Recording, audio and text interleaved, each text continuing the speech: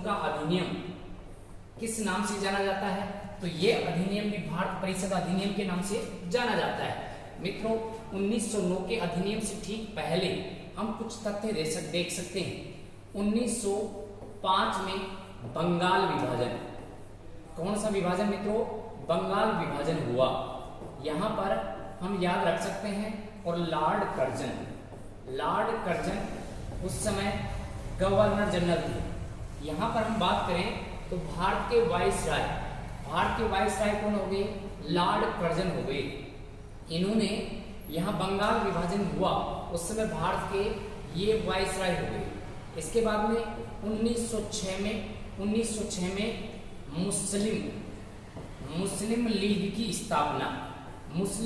की स्थापना और ये मित्रों हुई थी कहाँ पर? ये ढाका में हुई थी। ढाका में आगा खां के नेतृत्व में अगर हम बात करें तो यहाँ पर आ जाएगा आगा खां के नेतृत्व में ये ढाका में मुस्लिम लीग की स्थापना हुई 1906 में। इसी कड़ी में हम आगे चलें तो 1907 में सूरत अधिवेशन हुआ। कौन सा अधिवेशन? सूरत अधिवेशन हुआ।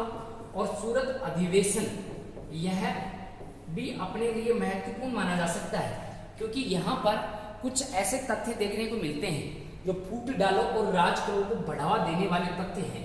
तो मित्रों देखो, चलते हैं। यहाँ पर देखो, बंगाल का विभाजन हो गया 1905 में, लॉर्ड कर्जन ने किया।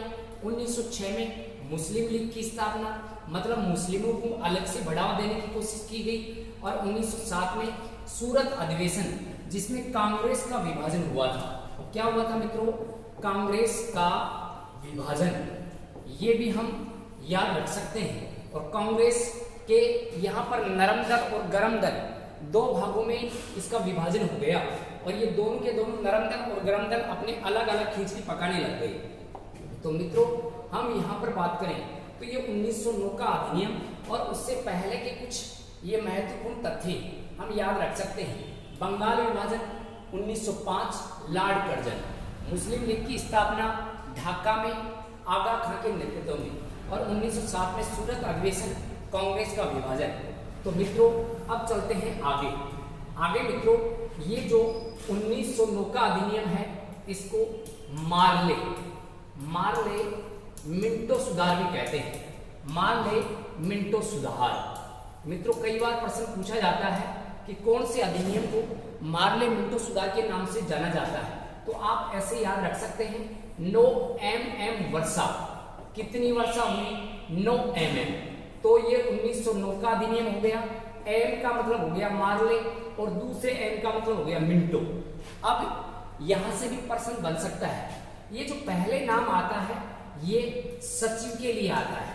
किसके लिए आता है? सचिव। और दूसरी बार वाला नाम है ये वायस राय के लिए आता है। वायस राय के लिए आता है। दूसरा नाम किसके लिए आता है मित्रों? वायस राय के लिए।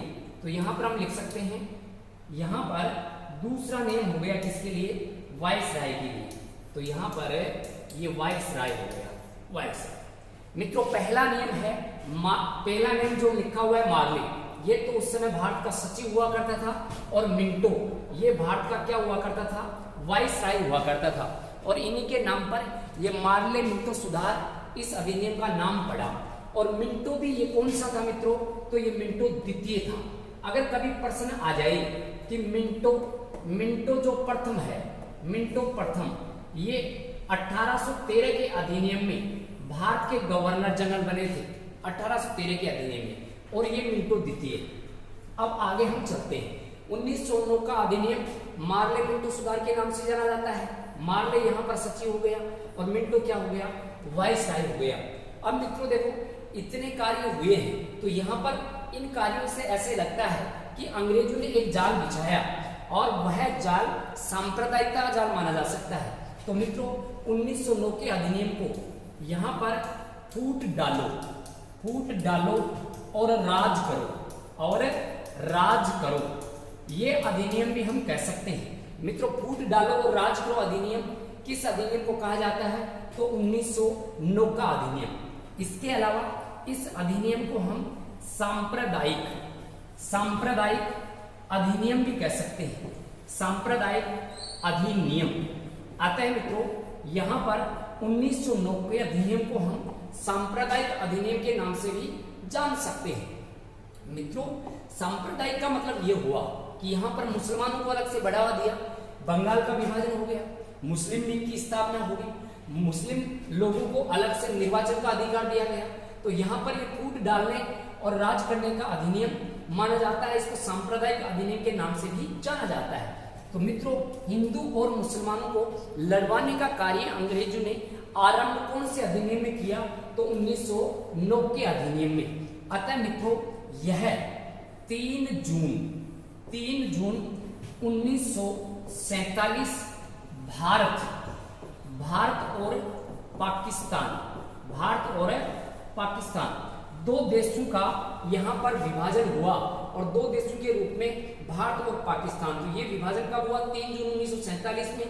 इस विभाजन के बीज कौन से अधिनियम में बोए गए? तो 1909 के अधिनियम में ये बीज बोए गए थे।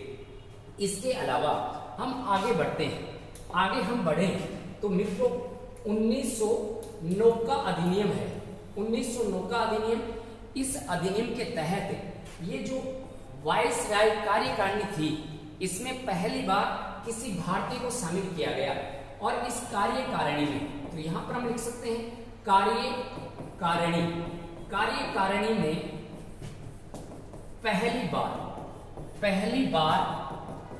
बार किसी भारतीय को स्थान दिया गया, किसी भारतीय को सदस्य बनाया गया। और ये सदस्य जो था वो था मित्रों एसपी सिन्हा हो गए। तो यहां पर प्रश्न बनता है कि वायसराय कार्यकारिणी में शामिल होने वाले प्रथम भारतीय कौन हो गए? सत्येंद्र प्रसाद सिन्हा, एसपी सिन्हा हो गए। इसी कार्यकारिणी में हम आगे चले तो यहां पर मित्रों जो केंद्र की विधान परिषद थी, केंद्र की विधान परिषद, इस विधान परिषद में इससे पहले विधान परिषद में सदस्यों की संख्या 16 हुआ करती थी। इन 16 को आगे बढ़ाकर और 60 कर दी गई। कितनी कर दी गई मित्रों? 60 कर दी गई।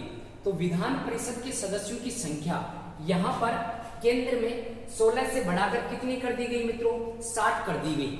कौन से अधिनियम में? 1909 के अधिनियम में ये किया गया। ऐसे हम बात करते हैं तो ये 1909 के अधिनियम के कुछ फैक्ट ऐसे क्लियर होते हैं। कार्यकारिणी में पहली बार किसी भारतीय को शामिल किया गया, एसपी सिन्हा शामिल होने वाले प्रथम भारतीय हो गए। और केंद्रीय विधान परिषद में 60 सदस्यों की संख्या कितनी कर दी गई? 60 किससे बढ़ाकर 16 से बढ़ाकर संख्या कितनी कर दी गई मित्रों? 60 कर दी गई। और यहाँ पर हमने ये पढ़ा है। तो मित्रों एक बार फिर से हम देख लेते हैं। 1909 का अधिनियम भारत परिषद अधिनियम के नाम से जाना जाता है। इसी अधिनियम को मार्ले मिंटो सुधार भी कहते हैं। मार्ले यहाँ पर सचिव हो गए और मिंटो यहाँ पर वायसराय हो गए। मिंटो द्वितीय वायसराय माने जाएंगे। 1813 में मिंटो प्रथम भारत के गवर्नर जनरल बने थे।